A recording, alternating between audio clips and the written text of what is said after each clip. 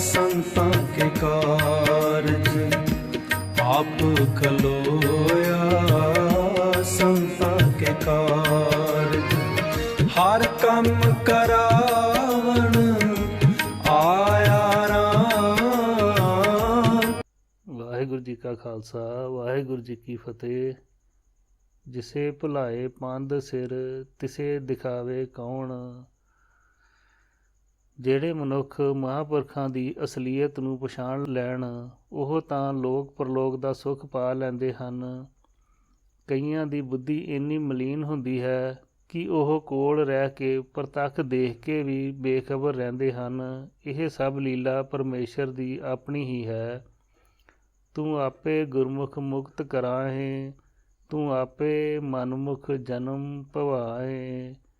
ਨਾਨਕ ਦਾਸ ਤੇਰੇ ਬਲਿਹਾਰੇ, ਸਭ ਤੇਰਾ ਖੇਲ ਦਸਾਹਰਾ ਜੀਓ। ਇੱਥੇ ਰਹਿੰਦਿਆਂ ਬਾਬਾ ਜੀ ਕਦੇ ਲੋਕਾਂ ਦੀ ਤਰ੍ਹਾਂ ਮਨ ਪਰਚਾਵਾ ਕਰਨ ਲੱਗ ਜਾਂਦੇ। ਸੇਮਾ ਪਿੰਡ ਦੇ ਕਈ ਪ੍ਰੇਮੀਆਂ ਨਾਲ ਘੋਲ ਕਰਨ ਲੱਗ ਜਾਂਦਾ, ਉਹਨਾਂ ਦੀ ਪਿੱਠ ਲਾ ਦੇਣੀ ਅਤੇ ਫਿਰ ਬੜੇ ਪ੍ਰਸੰਨ ਹੋਣਾ। ਇਸ ਤਰ੍ਹਾਂ ਦੇ ਵੇਰਵੇ ਬਿਰਧ ਝੰਡਾ ਸਿੰਘ ਤੋਂ ਮਿਲੇ ਹਨ।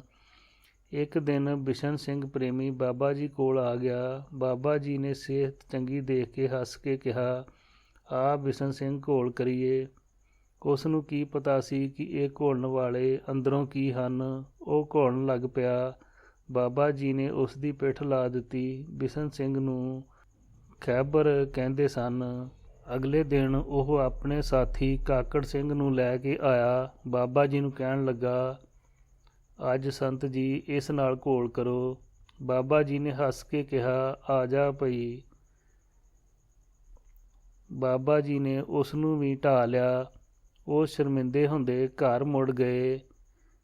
ਦੂਸਰੇ ਦਿਨ ਦੋਨਾਂ ਨੇ ਆਪਸ ਵਿੱਚ ਇਰਾਦਾ ਕੀਤਾ, ਆਪਾਂ ਕਿਸੇ ਸਕੀਮ ਅਧੀਨ ਕਰੀਏ, ਕਿਉਂਕਿ ਬਾਬਾ ਜੀ ਇਸ ਤਰ੍ਹਾਂ ਇਕੱਲੇ ਤੋਂ ਤਕੜੇ ਹਨ।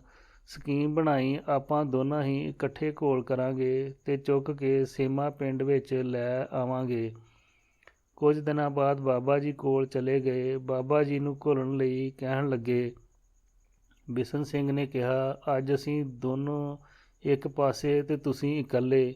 ਜੇ ਅਸੀਂ ਢਾਹ ਲਿਆ ਤਾਂ ਸੇਮੇ ਲੈ ਜਾਵਾਂਗੇ। ਬਾਬਾ ਜੀ ਨੇ ਬਚਨ ਕੀਤਾ, ਮੈਂ ਘੋਲ ਕਰਾਂਗਾ, ਪਰ ਤੁਸੀਂ ਮੈਨੂੰ ਸੇਮੇ ਨਾ ਲੈ ਜਾਣਾ, ਕਿਉਂਕਿ ਮੇਰਾ ਪ੍ਰਣ ਕੀਤਾ ਹੈ ਕਿ ਸੇਮੇ ਪਿੰਡ ਨਹੀਂ ਜਾਣਾ। ਇਸ ਤੋਂ ਬਾਅਦ ਬਾਬਾ ਜੀ ਨਾਲ ਘੋਲ ਕਰਨ ਲੱਗ ਪਏ। ਉਹ ਦੋ ਤੇ ਬਾਬਾ ਜੀ ਇਕੱਲੇ। ਜਦੋਂ ਬਾਬਾ ਜੀ ਥੱਕ ਗਏ, ਕਹਿਣ ਲੱਗੇ, ਬਸ ਭਈ ਹੁਣ ਨਹੀਂ ਘੋਲਣਾ।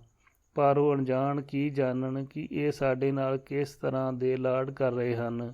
ਬਿਸ਼ਨ ਸਿੰਘ ਨੇ ਬਾਬਾ ਜੀ ਨੂੰ ਆਪਣੀ ਪਿੱਠ ਤੇ ਚੁੱਕ ਲਿਆ ਤੇ ਕਹਿਣ ਲੱਗੇ, ਸੇਮੇ ਲੈ ਕੇ ਜਾਣਾ ਹੈ ਆਪ ਨੂੰ।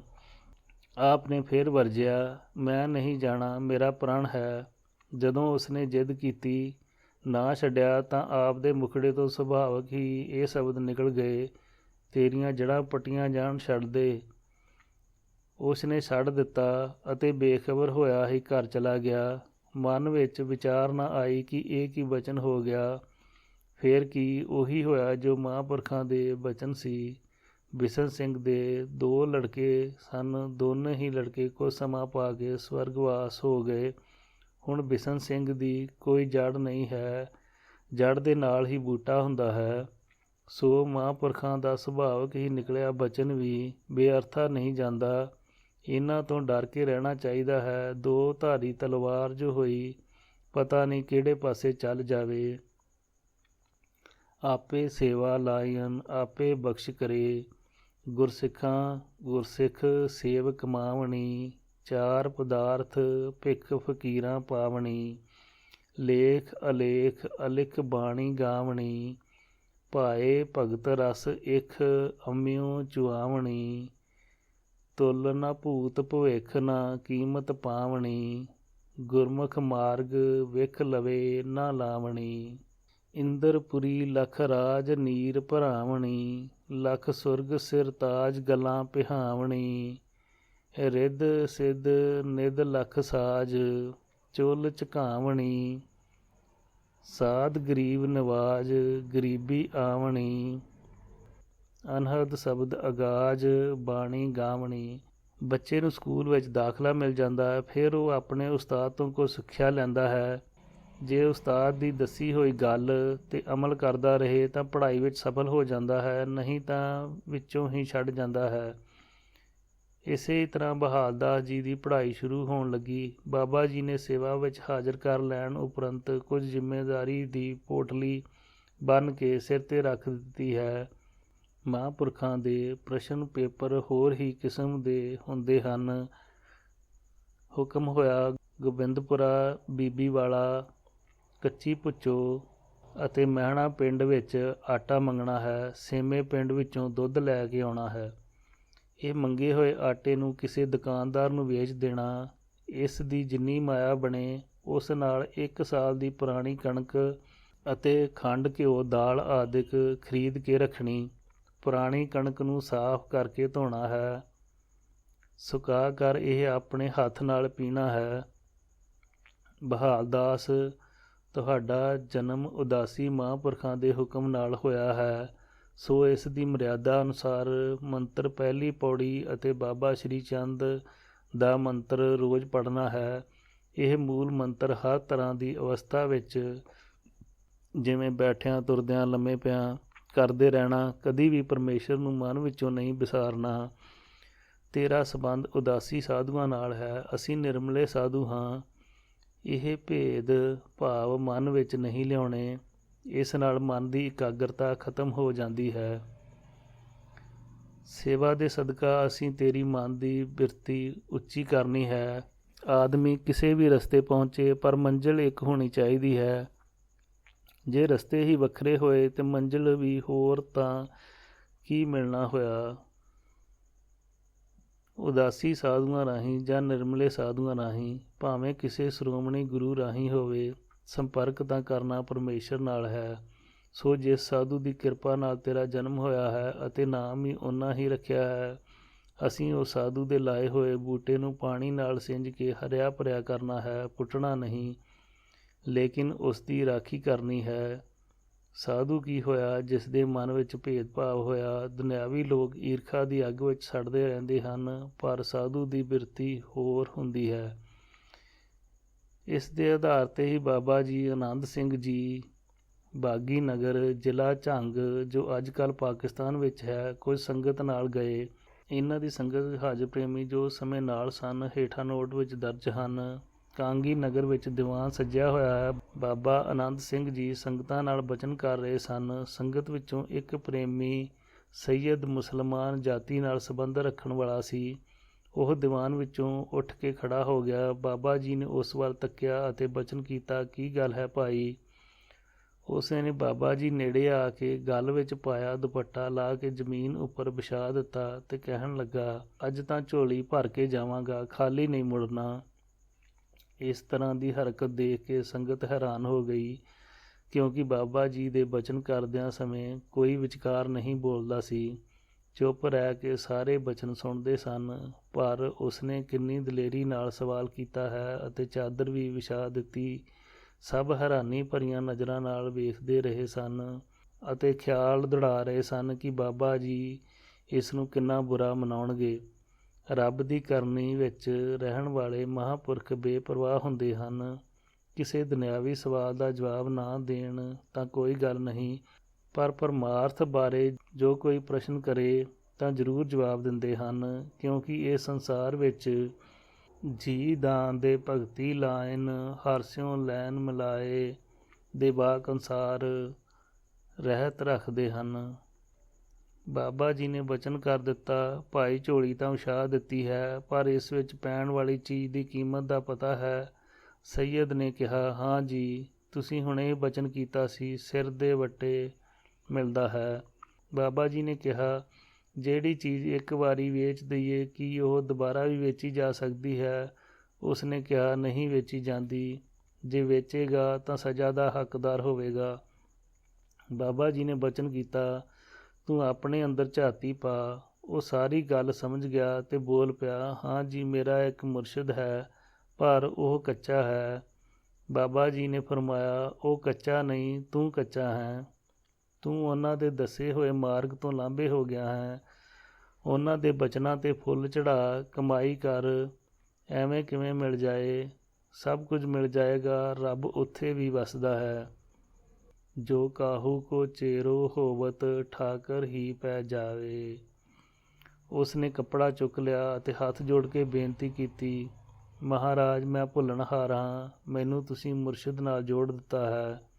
ਨੋਟ: ਬਾਬਾ ਆਨੰਦ ਸਿੰਘ ਜੀ ਨਾਲ ਜਾਣ ਵਾਲੀ ਸੰਗਤ ਜੋ ਹਾਜ਼ਰ ਹੈ: ਹਜ਼ੂਰੀ ਸੇਵਕ ਬਾਬਾ ਹਜ਼ੂਰਾ ਸਿੰਘ ਜੀ, ਬਾਬਾ ਈਸਰ ਸਿੰਘ ਜੀ, ਬਾਬਾ ਖੇਮ ਸਿੰਘ ਜੀ, ਡੇਰਾ ਰੂਮੀ ਵਾਲਾ ਭੁੱਚੋ ਕਲਾਂ, ਭਾਈ ਸੰਤਾ ਸਿੰਘ ਜੀ, ਭਾਈ ਸੇਵਾ ਸਿੰਘ ਜੀ, ਭਾਈ ਨਿਹਾਲ ਸਿੰਘ ਜੀ, ਗਿਆਨੀ ਕਰਤਾਰ ਸਿੰਘ ਜੀ, ਭਾਈ ਹਰੀ ਸਿੰਘ ਜੀ, ਭਾਈ ਰਤਨ ਸਿੰਘ ਜੀ ਡਰੋਲੀ।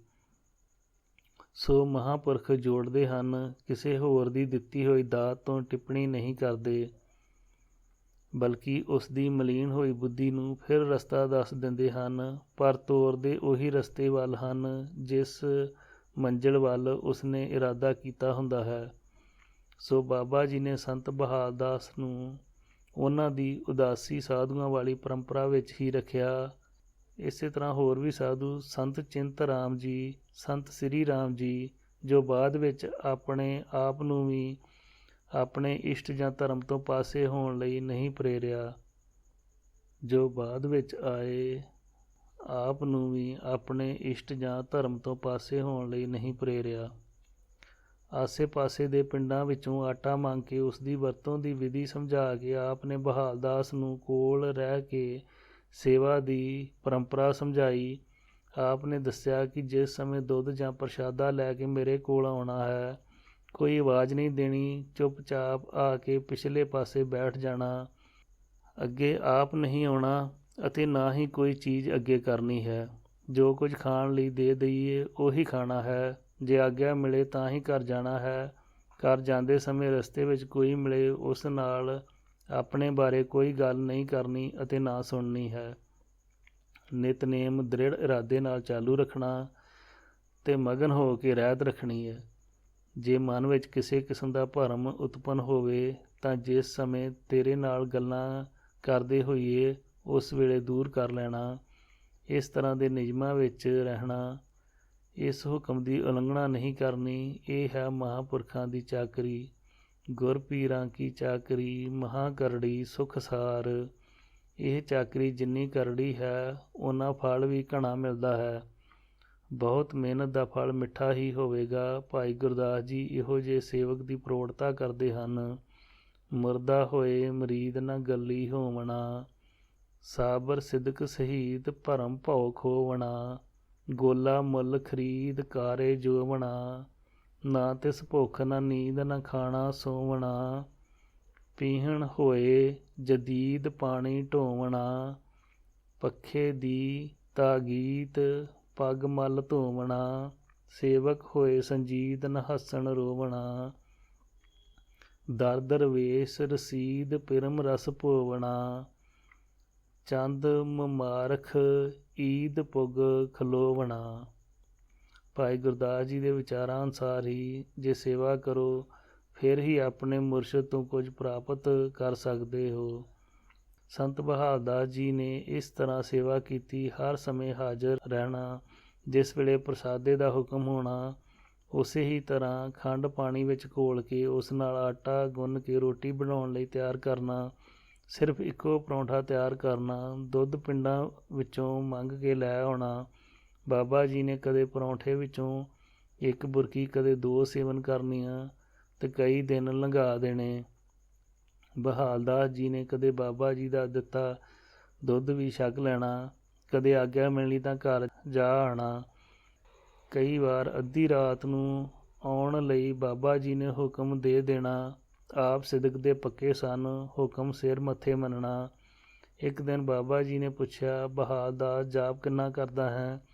ਆਪ ਨੇ ਉੱਤਰ ਦਿੱਤਾ, ਸ੍ਰੀ ਚੰਦ ਜੀ ਦਾ ਮੰਤਰ ਸੁਬਾਹ ਅਤੇ ਸ਼ਾਮ, ਬਾਕੀ ਸਮਾਂ ਮੂਲ ਮੰਤਰ ਦਾ ਜਾਪ ਕਰਦਾ ਹਾਂ। ਬਾਬਾ ਜੀ ਨੇ ਬਚਨ ਕੀਤਾ, ਜਿਸ ਸਮੇਂ ਜਾਪ ਕਰੇ ਚੌਂਕੜੀ ਮਾਰ ਕੇ ਬੈਠਿਆ ਕਰ। ਪਾਠ ਜ਼ੁਬਾਨੀ ਕਰਨ ਦੇ ਨਾਲ ਹਿਰਦੇ ਅੰਦਰ ਕਰਿਆ ਕਰ। ਹਿਰਦੇ ਅੰਦਰ ਕੀਤੇ ਪਾਠ ਦਾ ਫਲ ਜ਼ੁਬਾਨੀ ਪਾਠ ਤੋਂ ਹਜ਼ਾਰਾਂ ਗੁਣਾ ਵੱਧ ਹੁੰਦਾ ਹੈ, ਕਿਉਂਕਿ ਮਨ ਇਕਾਗਰ ਰਹਿੰਦਾ ਹੈ ਜ਼ਬਾਨੀ ਕਰਨ ਨਾਲ ਮਨ ਚੰਚਲ ਕਿਧਰੇ ਹੋਰ ਵੀ ਫਿਰਦਾ ਰਹਿੰਦਾ ਹੈ। ਇਹ ਬਹੁਤ ਤੇਜ਼ ਚਾਲ ਚੱਲਣ ਵਾਲਾ ਹੈ। ਪਤਾ ਨਹੀਂ ਕਿਸ ਸਮੇਂ ਇੱਥੇ ਬੈਠਿਆਂ ਦਾ ਹਜ਼ਾਰਾਂ ਮੀਲਾਂ ਦੂਰ ਚਲਾ ਜਾਵੇ। ਬਹਾਲ ਦਾਸ ਜੀ 7 ਬਚਨ ਕਹਿ ਕੇ ਵਿਧੀ ਅਨੁਸਾਰ ਜਾਪ ਕਰਨ ਲੱਗ ਪਏ। ਕਈ ਦਿਨ ਕੋਸ਼ਿਸ਼ ਕਰਦੇ ਰਹੇ ਚੌਂਕੜਾ ਮਾਰ ਕੇ ਜਾਪ ਕਰਨ ਦੀ, ਪਰ ਮਨ ਨਾ ਮੰਨੇ। ਇੱਕ ਦਿਨ ਮਹਾਰਾਜ, ਮੈਨੂੰ ਚੌਂਕੜੀ ਮਾਰ ਕੇ ਬੈਠਣ ਦੀ ਤਕਲੀਫ ਤਾਂ ਘੱਟ ਹੈ, ਪਰ ਮਨ ਨੂੰ ਕਾਬੂ ਕਰਕੇ ਰੱਖਣ ਵਿੱਚ ਤਕਲੀਫ ਹੁੰਦੀ ਹੈ। ਇਹ ਸੁਣ ਕੇ ਬਾਬਾ ਜੀ ਨੇ ਫਰਮਾਇਆ, ਪਹਿਲਾਂ ਮੈਂ ਪੜ੍ਹਦਾ ਹਾਂ, ਮੇਰੇ ਪਿੱਛੇ ਉਸੇ ਤਰ੍ਹਾਂ ਹੀ ਪੰਕਤੀ ਬੋਲਣੀ ਹੈ। ਇਸੇ ਤਰ੍ਹਾਂ ਬਾਬਾ ਜੀ ਅੱਗੇ ਬੋਲਦੇ ਗਏ ਤੇ ਬਹਾਲ ਦਾਸ ਜੀ ਪਿੱਛੇ। ਫਿਰ ਕਿਸੇ ਮਹਾਂਪੁਰਖਾਂ ਨੇ ਬਹਾਨਾ ਹੀ ਘੜਨਾ ਹੁੰਦਾ ਹੈ। ਜਿਸ ਪ੍ਰਾਣੀ ਤੇ ਮਿਹਰ ਕਰਨੀ ਹੋਵੇ, ਮਨ ਆਪਣੇ ਆਪ ਹੀ ਬਦਲ ਦਿੰਦੇ ਹਨ। ਇਹਨਾਂ 5-7 ਵਾਰੀ ਪਿੱਛੇ ਪੜਿਆ ਤੇ ਬਿਰਤੀ ਲੱਗ ਗਈ। ਬਾਬਾ ਜੀ ਨੇ ਹਿਲਾ ਕੇ ਬਿਰਤੀ ਖੋਲ ਅਤੇ ਬਚਨ ਕੀਤਾ, ਆਤਮਕ ਅਵਸਥਾ ਦੀ ਪਹਿਲੀ ਪੌੜੀ ਨੂੰ ਤੇਰਾ ਹੱਥ ਪਵਾ ਦਿੱਤਾ ਹੈ। ਹੁਣ ਹੱਥ ਘੁੱਟ ਕੇ ਪਾ ਲੈਣੇ, ਛੱਡ ਨਾ ਦੇਈਂ, ਬਾਕੀ ਫਿਰ ਅੱਗੇ ਚੱਲ ਕੇ। ਆਪ ਨੇ ਸਿਮਰਨ ਦੀ ਝੜੀ ਸ਼ੁਰੂ ਕਰ ਰੱਖੀ ਤੇ ਡੋਲੇ ਨਹੀਂ। ਜਾਪ ਕਰਨ ਦੀ ਸਮਰੱਥਾ ਵੱਧਦੀ ਗਈ ਅਤੇ ਮਨ ਅੰਦਰਲੇ ਹਾਵ ਭਾਵ ਵੀ ਬਾਣੀ ਦੇ ਸਿਮਰਨ ਵਿੱਚ ਹੋ ਤੁਰੇ। ਜਿਵੇਂ ਗੁਰੂ ਰਾਮਦਾਸ ਜੀ ਫਰਮਾਉਂਦੇ ਹਨ, ਆਪ ਸੇਵਾ ਲਾਏ ਦਾ ਪਿਆਰਾ, ਆਪੇ ਭਗਤ ਉਮਾਹ। ਮਨੁੱਖ ਆਪਣੇ ਘਰੇਲੂ ਕੰਮ ਵਿੱਚ ਮਸਤ ਰਹਿੰਦਾ ਹੈ। ਕੋਈ ਕਣਕ ਬੀਜਣ, ਕੋਈ ਕਣਕ ਕੱਟਣ ਵਿੱਚ ਪਹਿਲਾਂ ਉਸ ਦੀ ਸੇਵਾ ਕਰਦਾ ਹੈ, ਫਿਰ ਉਸ ਨੂੰ ਤਿਆਰ ਕਰਕੇ ਆਪਣੇ ਭੋਜਨ ਲਈ ਇਸਤੇਮਾਲ ਕਰਦਾ ਹੈ। ਇਸੇ ਤਰ੍ਹਾਂ ਗੁਰਮੁਖ ਜਨ ਮਹਾਂਪੁਰਖਾਂ ਦੀ ਪੂਰਨ ਸਤਿਗੁਰ ਦੀ ਸੇਵਾ ਕਮਾ ਕੇ ਕੁਝ ਫਲ ਪ੍ਰਾਪਤ ਕਰਦੇ ਹਨ। ਸੇਵਾ ਭਾਵ ਰੱਖਣ ਵਾਲੇ ਮਨੁੱਖ ਇਸ ਤਰ੍ਹਾਂ ਦੀ ਸੇਵਾ ਮੰਗਣ ਲਈ ਹੈ। ਪੰਜਵੇਂ ਪਾਤਸ਼ਾਹ ਤਾਕੀਦ ਕਰਦੇ ਹਨ, ਪਾਣੀ ਪੱਖਾ ਪੀਸੋਂ ਸੰਤ ਆਗੇ, ਗੁਣ ਗੋਬਿੰਦ ਜਸ ਗਾਈ, ਸਾਸ ਸਾਸ ਮਨ ਨਾਮ ਸਮਾਰੇ, ਇਹ ਵਿਸਰਾਮ ਨਿਦ ਪਾਈ। ਤੁਮ ਕਰੋ ਦਇਆ ਮੇਰੇ ਸਾਈਂ, ਐਸੀ ਮਤ ਦੀਜੇ ਮੇਰੇ ਠਾਕਰ, ਸਦਾ ਸਦਾ ਤੁਧ ਧਿਆਈ। ਰਹਾਓ। ਜਿਸ ਤਰ੍ਹਾਂ ਇੱਕ ਮਾਂ ਦੇ ਅੰਦਰ ਗੋਦੀ ਵਾਲੇ ਪੁੱਤਰ ਦੀ ਸੇਵਾ ਕਰਨ ਦਾ ਫੁਰਨਾ ਬਣਿਆ ਰਹਿੰਦਾ ਹੈ, ਹੋਰ ਕਿੰਨੇ ਵੀ ਪੁੱਤਰ ਹੋਣ ਪਰ ਉਸ ਦੀ ਸੇਵਾ ਦਾ ਖਿਆਲ ਜ਼ਿਆਦਾ ਹੁੰਦਾ ਹੈ। ਜਿਵੇਂ ਭਾਈ ਗੁਰਦਾਸ ਜੀ ਦਾ ਕਵਿਤ ਹੈ, ਜੈਸੇ ਇੱਕ ਜਨਨੀ ਕੇ ਹੋਤ ਹੈ ਅਨੇਕ ਸੁਤ, ਸਭੇ ਹੀ ਮੇਂ ਅਧਿਕ ਪਿਆਰੋ ਸੁਤ ਗੋਦ ਕੋ, ਸਿਆਣੇ ਸੁਤ ਬਨਜ ਵਿਵਹਾਰ ਕੇ ਵਿਚਾਰ ਬਿਖੇ, गोद में अचेत हेत संपे ना सहोद को, पालना सवाई माई ग्रह काज लागे जाए, सुन सुत रुदन पे प्यावे मन मोद को, आपा खोई जोई गुर बचन शरण गहे, रहे निर्दोख मोख आनंद विनोद को।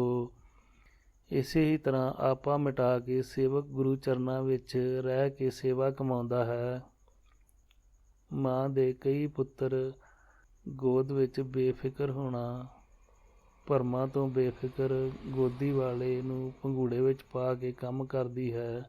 ਜਦੋਂ ਭੁੱਖ ਲੱਗੇ ਤਾਂ ਰੋਂਦਾ ਹੈ, ਉਸ ਨੂੰ ਦੁੱਧ ਦਿੰਦੀ ਹੈ।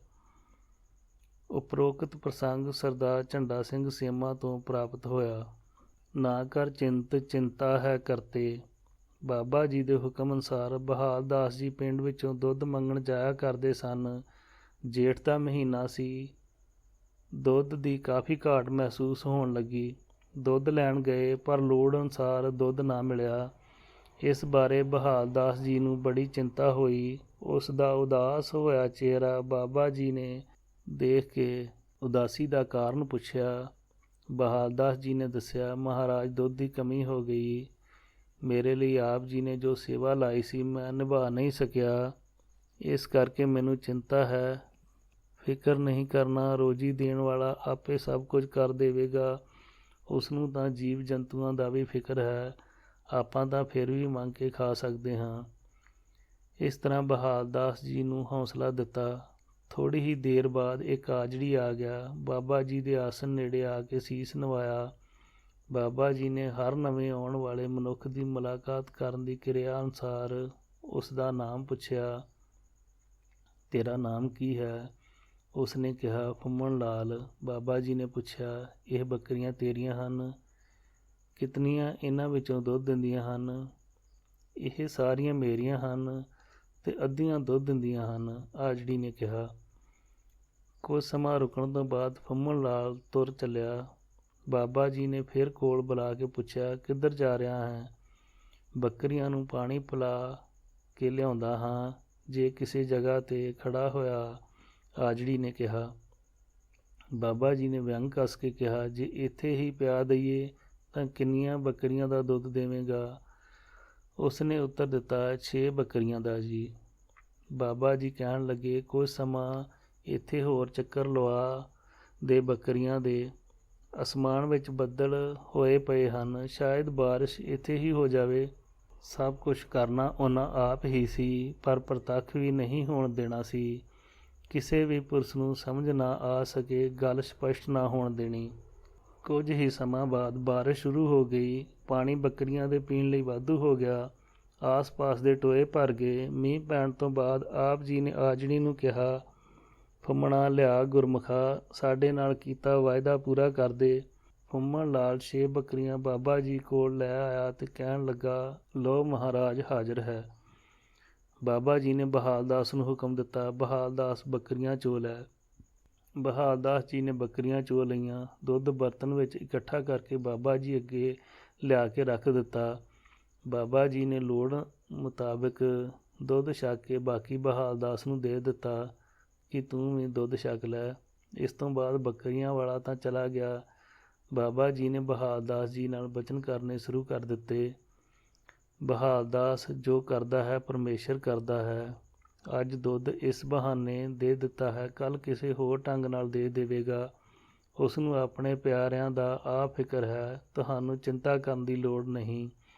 ਜੋ ਉਸਦਾ ਹੋ ਗਿਆ, ਉਸ ਦੀਆਂ ਲੋੜਾਂ ਪਰਮੇਸ਼ਰ ਆਪ ਪੂਰੀਆਂ ਕਰਦਾ ਹੈ।